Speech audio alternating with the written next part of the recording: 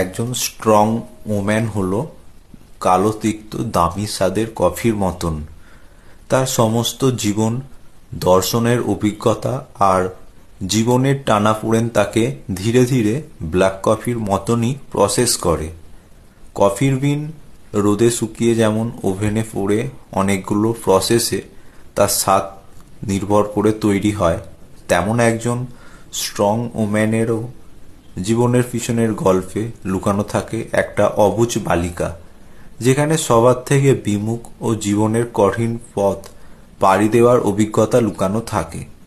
আর সে যখন কফির মতন তিক্ত স্বাদে পরিণত হয়, তখন তাকে গ্রহণ করার ক্ষমতা কোনো সাধারণ পুরুষের থাকে না।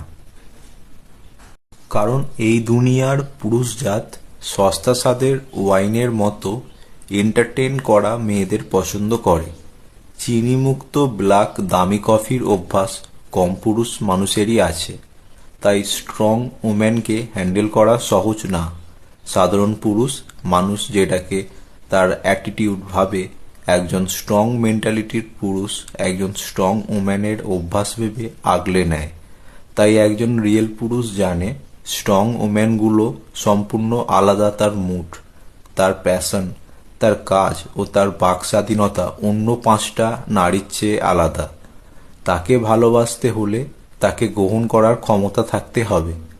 অন্য সাধারণ পুরুষ তাকে প্রতিযোগী মনে করে, আর একজন স্ট্রং পুরুষ জানে এই টাইপ নারীগুলোকে নিয়ে যেমন যুদ্ধে যাওয়া যায়, আবার প্রয়োজনে সে ঘরে সাধারণ মহিলার মতন গৃহিণী হয়ে যায়।